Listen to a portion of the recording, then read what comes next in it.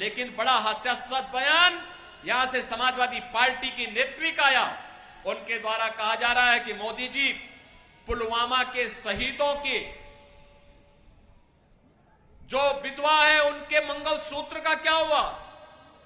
बहनों और भाइयों, हम भी पूछना चाहते हैं समाजवादी पार्टी की नेत्री से, जिन राम भक्तों का लहू समाजवादी पार्टी की सरकार में अयोध्या में बहाने का कार्य समाजवादी पार्टी की सरकार ने किया था, और नौजवानों के परिवार की विधवाओं का क्या हुआ, उनके मंगलसूत्र का क्या हुआ।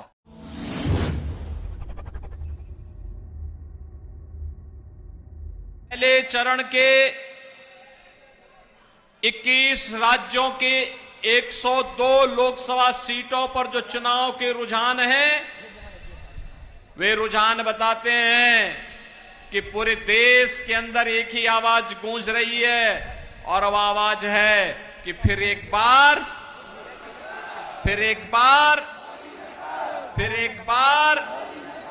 मोदी सरकार का।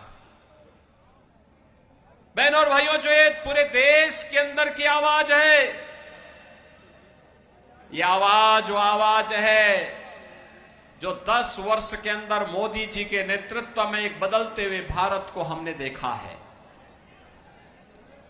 बहनों और भाइयों, एक ऐसा भारत जिस भारत का दुनिया के अंदर सम्मान है, जिस भारत के अंदर सबको सुरक्षा है, सीमाएं सुरक्षित हैं, आतंकवाद और नक्सलवाद को उसकी सही जगह पहुंचाने का काम किया गया है।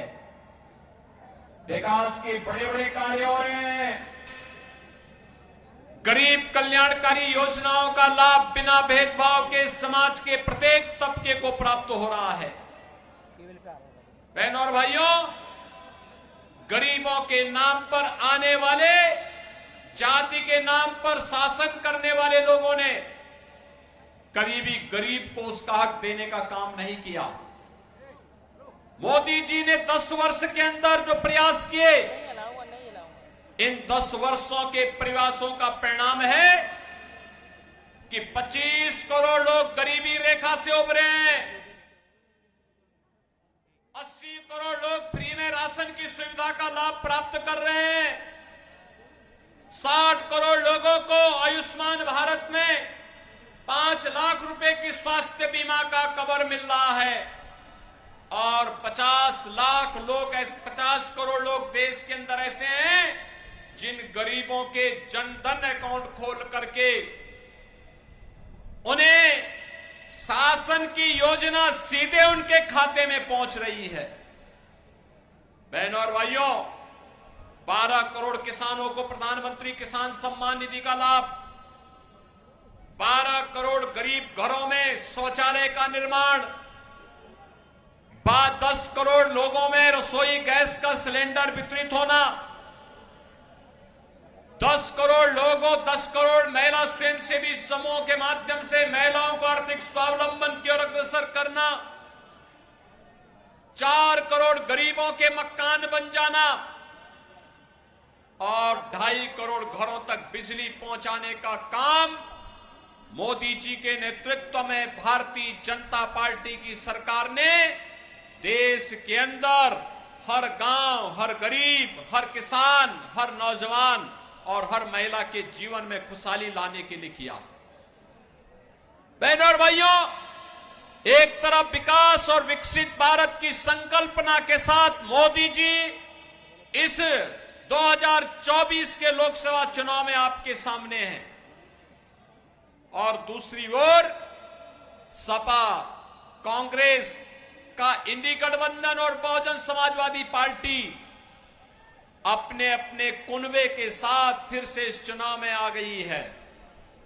चुनाव के पहले लोग दिखाई नहीं देते, चुनाव के दौरान आकर के तमाम प्रकार के राग अलापते हुए दिखाई देते हैं। मैं पूछना चाहता हूं बहनों और भाइयों, आप लोगों से मैं पूछना चाहता हूं आपसे, एक बार समाजवादी पार्टी से पूछिए कि समाजवादी पार्टी एक तो बात कहे कि जब अयोध्या में प्रभु श्री राम लला की 500 वर्षों के बाद प्राण प्रतिष्ठा की बात आई तो कांग्रेस और समाजवादी पार्टी के लोगों ने कार्यक्रम का बहिष्कार क्यों किया? क्या अयोध्या में रामलला का भव्य मंदिर नहीं बनना चाहिए था क्या? आप राम मंदिर के पक्ष में हैं या विरोध में? आप पक्ष में है ना?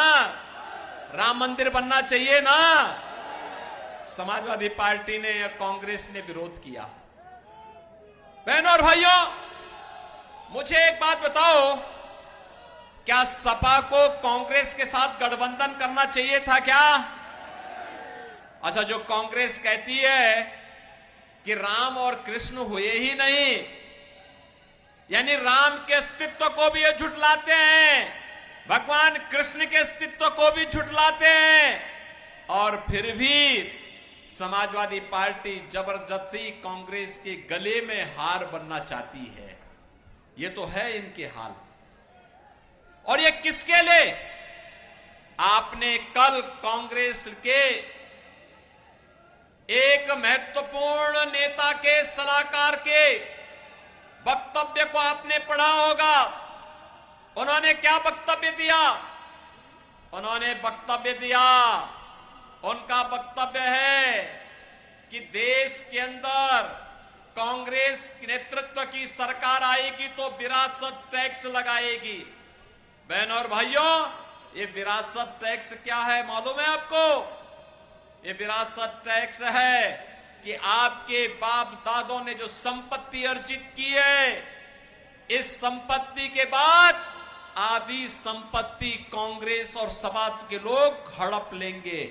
आपको संपत्ति से वंचित करने का एक कुत्सित प्रयास। दूसरा, इनके द्वारा कहा जा रहा है, कल कांग्रेस के लोगों ने कर्नाटक के अंदर क्या किया? कर्नाटक में कांग्रेस की सरकार है, उन्होंने कहा ओबीसी के आरक्षण में उन्होंने 32% आरक्षण बहनों और भाइयों मुस्लिम लोगों को दे दिया। यानी कांग्रेस ओबीसी के, पिछड़ी जाति के लोगों के आरक्षण को डकैती डालने का काम कर रही है, उसको बांटने का काम कर रही है। और ऐसा नहीं कि पहली बार हो रहा है।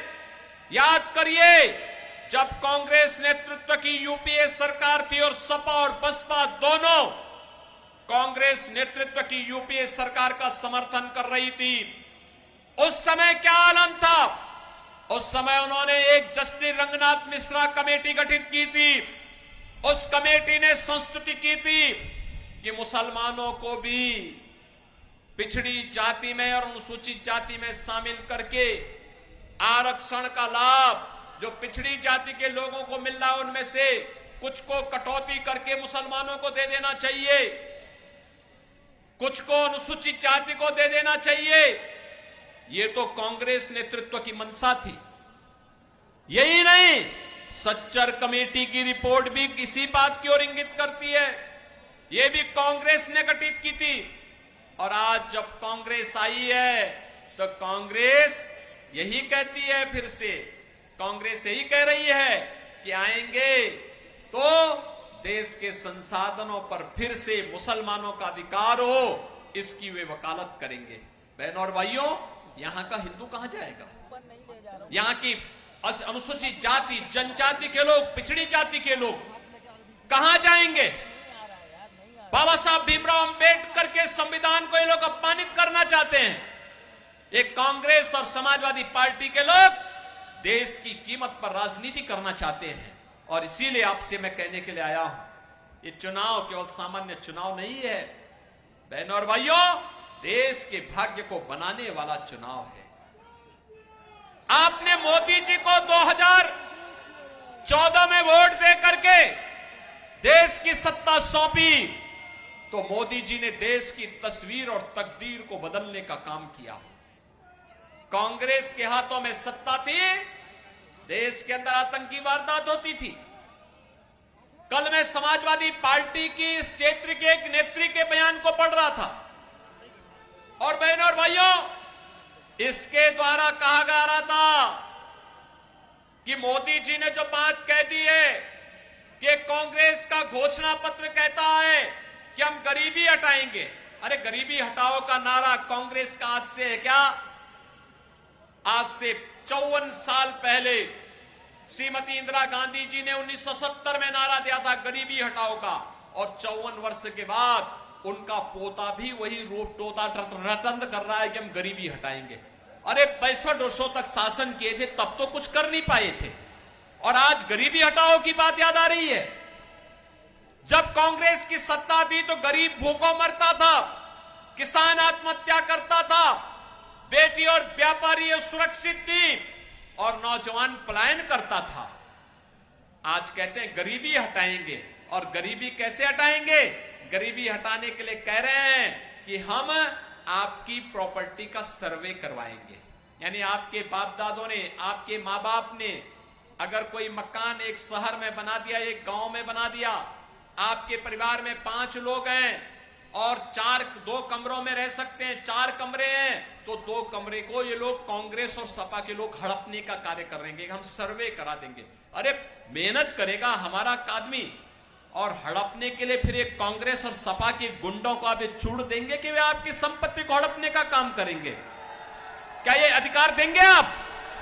लेकिन कांग्रेस और सपा का इंडी गठबंधन का घोषणा पत्र इस बात को कहता है। और बहनों और भाइयों, मैं उनका बयान पढ़ रहा था, कह रहे थे कि मोदी जी ने कहा है कि माता बहनों के मंगलसूत्र पर भी संकट आने वाला है। हमारी हिंदुस्तान की संस्कृति है, शिष्टाचार है, परंपरा है कि हमारी माता बहनें स्त्री धन के रूप में जेवर को अपने आप संभाल करके रखती। दुनिया के अंदर कहीं नहीं मिलता, केवल हिंदुस्तान में हमारी माताएं बहनें रखती है। जेवर, मंगलसूत्र भी होता है, गले का हार भी होता है, लॉकेट भी होता है, और भी उनके पास अपने जेवर होते हैं। पैसा होता है, उसको संभाल के रखती हैं, फिर जेवर खरीदती हैं, सोना खरीदती हैं, चांदी खरीदती हैं।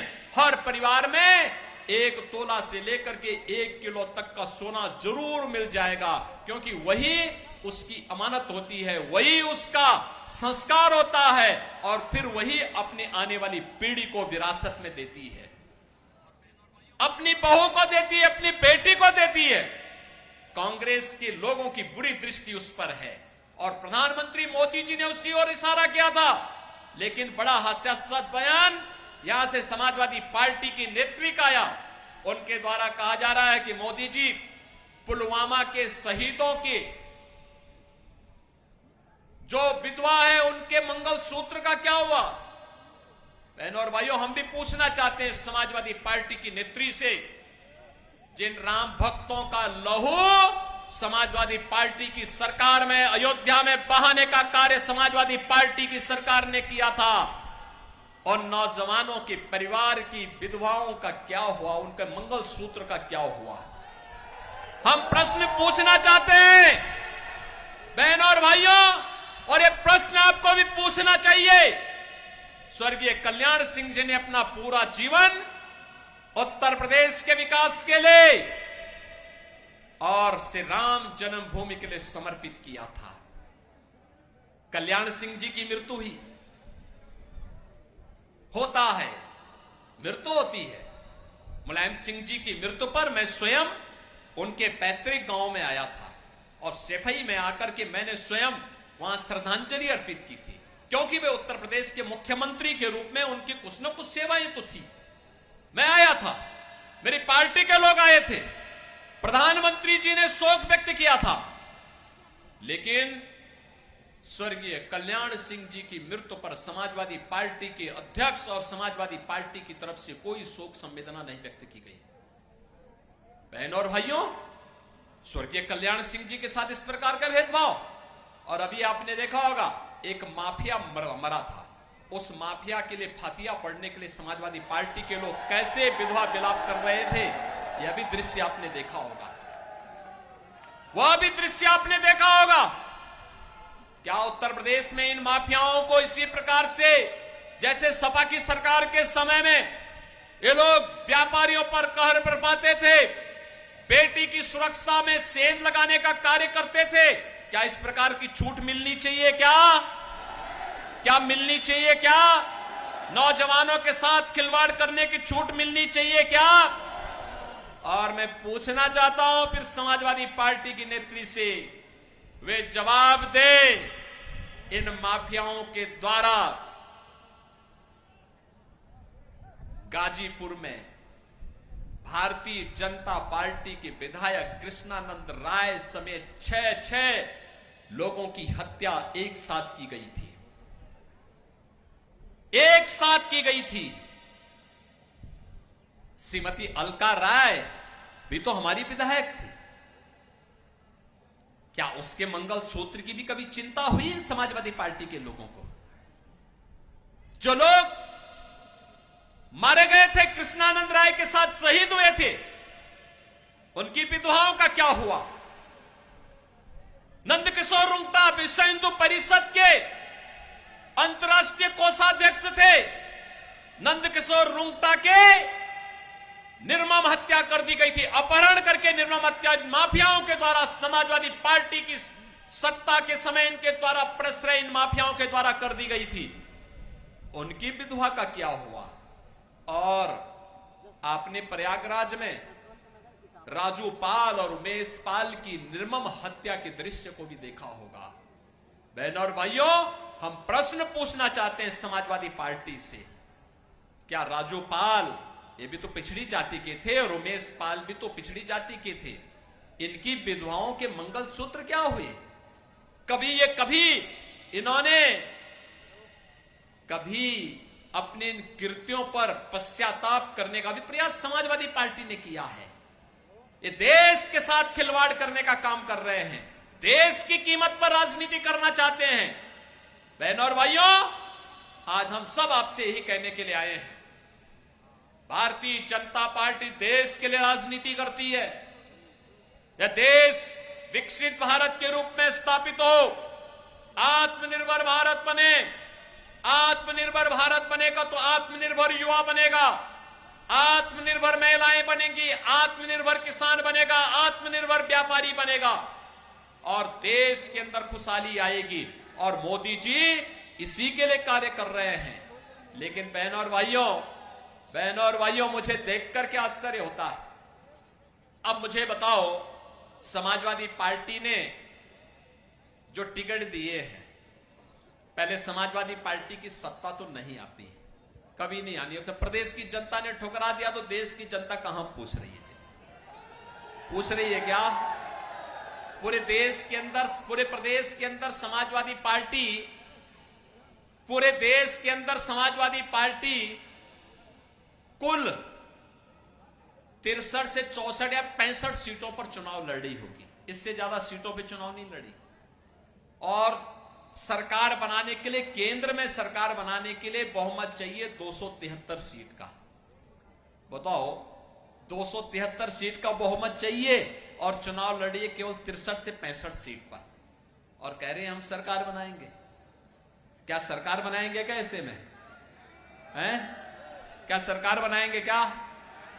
कांग्रेस क्या सरकार बनाएगी? कांग्रेस स्वयं इतनी सीटों पे चुनाव नहीं लड़ रही है। क्या कांग्रेस सरकार बनाएगी क्या? कांग्रेस के नाम पे कोई आपके यहां वोट देता है क्या? बहनों और भाइयों, इन लोगों ने प्रदेश को तबाह किया था माफियाओं के हाथों।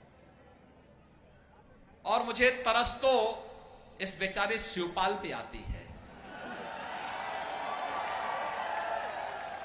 वो तो केवल जैसे सत्यनारायण की कथा में जजमान एक होता है, कथा सुनता है और बाद में अन्य लोगों को चूर्ण वितरित कर दिया जाता है। तो ये केवल चूर्ण खाने वाले व्यक्ति रह गए हैं। कभी नेताजी मुलायम सिंह जी के मुख्य सिपह सालार हुआ करते थे, पूरे प्रदेश में तूती बोलती थी, और आज क्या हालत है। यानी कहीं कोई कार्यक्रम हो रहा है तो उनको बैठने के लिए सोफा नहीं मिलता, हत्ता मिलता है बैठने के लिए, हत्ता। और चूरण खाने के आदी हो गए हैं। और इसीलिए मैं आप सबसे कहना चाहता हूं, अरे वीर भूमि है, चूरण मत खाइए। भारतीय जनता पार्टी के द्वारा सत्ता में सहभागी बनकर के विकसित भारत और आत्मनिर्भर भारत की संकल्पना को साकार करने के लिए कार्य करिए। इसीलिए मैं आपसे कहने के लिए आया हूं, बहनों और भाइयों, ये जो माफिया और अपराधियों के लिए फातिया पढ़ने वाले लोग हैं, इनसे कहिए कि 5 साल और फातिया के लिए आपको हम दे रहे हैं, जाओ खूब पढ़ो, देश को आगे बढ़ने दो। सहमत है ना? और यही कहने के लिए आज मैं आया हूं। देख रहे हैं ना, ये माफिया अपराधी जब पहले चलते थे, इनके काफिले निकलते थे, बाकी अन्य लोगों का आना जाना बंद हो जाता था। और अब इनके गले में तख्ती लटकी है, कहते हैं हुजूर एक बार केवल जान बख्श दो, थैली लगा करके आजीविका चला लूंगा। अब जमीन कब्जा नहीं कर पाएंगे लोग। पहले बोलते थे ना, जो प्लॉट खाली है वह प्लॉट, उस पे कब्जा करते थे जबरदस्ती, सपा का बोर्ड लगा के कब्जा कर लेते थे। अब भी कब्जा कर पाएंगे क्या? अब कब्जा नहीं कर पाएंगे, क्योंकि मालूम है कि पीछे से बुलडोजर की दृष्टि भी पड़ रही है, पड़ती है, वो बहुत ठोस एकदम सटीक निशाना लगाता है। और जब चलता है ना, तो ऐसे चलता है कि बड़े बड़े माफिया की पैंटें गीली हो जाती हैं। और बहनों और भाइयों, मैं यही कहने के लिए आज आया हूं, ये हमारे लिए गौरव की बात है। 500 वर्षों के बाद अयोध्या में रामलला विराजमान हुए हैं। हुए हैं ना? हुए हैं, कोई संदेह है क्या? भाजपा जो कहती है सो करके दिखाती है। और आप देखना, काशी और अयोध्या तो हमारा संकल्प पूरा हुआ। अब हम लोग मथुरा की तरफ प्रस्थान कर रहे हैं। ब्रजभूमि के विकास के लिए हम आगे बढ़ चुके हैं, और ब्रजभूमि के विकास के साथ जसवंत नगर करहल को जुड़ना होगा। सहमत हैं?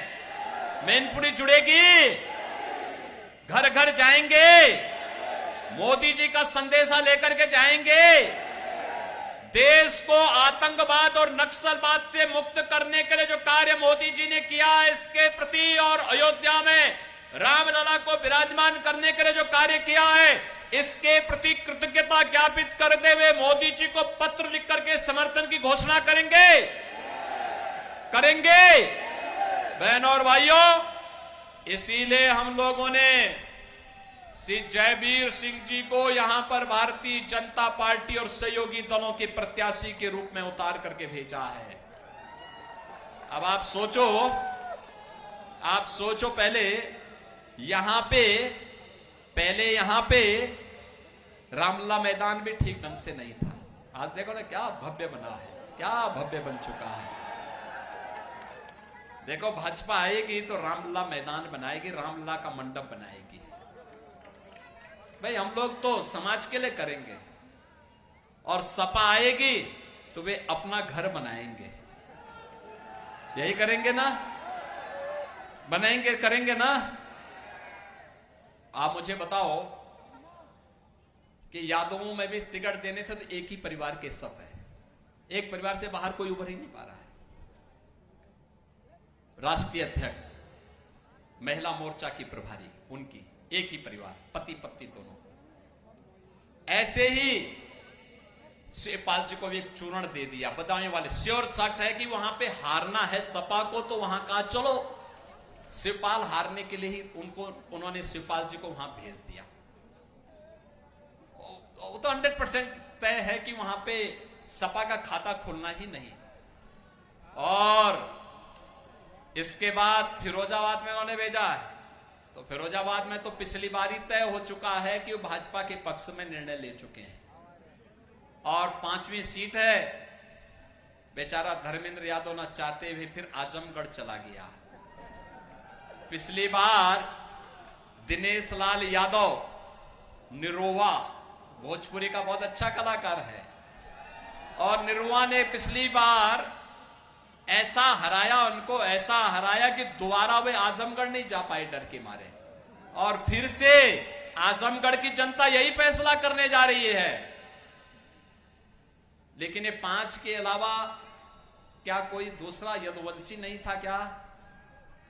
एक परिवार के अलावा कोई है ही नहीं क्या? बहनों और भाइयों, ये परिवारवादियों को सबक सिखाने का समय है। ये जातिवादी राजनीति को प्रश्रय देकर के अपने परिवार को भरने वाले और देश की सुरक्षा के साथ सेंध लगाने वाले, गरीब मरता था, भूखों मरता था, स्वास्थ्य के अभाव में मरता था, मंदिर लूटे जाते थे, व्यापारी ठगा जाता था, महिलाओं की इज्जत के साथ खिलवाड़ होता था, नौजवानों की नौकरी के साथ, उनकी आजीविका के साथ ये लोग खिलवाड़ करते थे।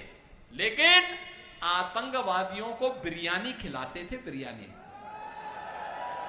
आप सोचो ना, समाजवादी पार्टी की सरकार के समय तो आतंकवादियों के मुकदमों को वापस तक करने का इन्होंने प्रयास किया था। और तब हाईकोर्ट ने टिप्पणी की थी।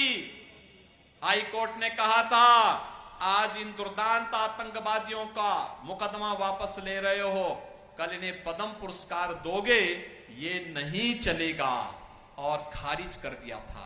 बहनों और भाइयों, आपने 7 वर्ष में यूपी में कहीं दंगा देखा है क्या? कहीं कर्फ्यू देखा है क्या? कहीं पर बेटी और बहन की सरेआम इज्जत के साथ खिलवाड़ करते हुए किसी बेशरम व्यक्ति को देखा है क्या? कोई कर पाएगा क्या आज के दिन पे? करेगा तो फिर फल भी भुगतेगा। केवल अयोध्या में रामलला कोई विराजमान नहीं करेंगे।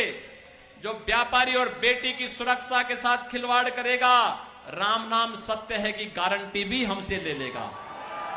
और इसीलिए आपसे कहने के लिए बहनों और भाइयों, आज हम लोग आए हैं कि श्री जयवीर सिंह जी के नेतृत्व में आज भारतीय जनता पार्टी ने उन्हें प्रत्याशी बनाया है। श्री राम नरेश अग्निहोत्री जी और यहां के हमारे सभी जनप्रतिनिधिगण, पदाधिकारीगण, ब्लॉक प्रमुखगण, ये सभी लोग लग करके आप सबसे अपील करने के लिए आए हैं। बहनों और भाइयों, मैं आपसे अपील करूंगा, घर घर जाइए, मोदी जी का प्रतिनिधि बनिए, मेरी अपील भी घर घर पहुंचाइए और स्वयं जयवीर सिंह बन करके भारतीय जनता पार्टी के पक्ष में मतदान करने के लिए आप आगे बढ़िए। आप मतदान के लिए आगे बढ़िए। जो भारत के सैनिकों का अपमान करते हैं, पुलवामा के शहीदों का अपमान करते हैं, जो भारत की सीमा के साथ खिलवाड़ करते हैं, आतंकवाद और नक्सलवाद को प्रश्रय देने का काम करते हैं और माफिया और अपराधियों के लिए फातिया पढ़ने का काम करते हैं, इनको एक सिरे से खारिज करिए। भारतीय जनता पार्टी को तीसरी बार सत्ता सौंपे और मोदी जी के नेतृत्व में एक आत्मनिर्भर, एक खुशहाल और एक विकसित भारत की परिकल्पना को साकार करने के इस राष्ट्र यज्ञ में सहभागी बनिए। यही अपील आप सबसे करने के लिए मैं विशेष रूप से इस जसवंत नगर विधानसभा क्षेत्र में आया हूं। सब लोग सहमत हैं? सब लोग सहमत हैं? पीछे वालों से पूछ रहा हूं मैं, सब लोग बताइए पीछे तक मेरी आवाज जहां तक पहुंच रही है, घबराइए मत, वहां तक मेरी आवाज पहुंच रही, दोनों हाथ ला करके मेरे साथ बोलेंगे, भारत माता की, भारत माता की, भारत माता की जय श्री राम, जय जय श्री राम। इस वीडियो को शेयर कीजिए फेसबुक पर, व्हाट्सएप पर, यूट्यूब पर। जल्द मिलते हैं अगले वीडियो में। तब तक के लिए आप सबका इस वीडियो के अंदर बने रहने के लिए दिल से धन्यवाद।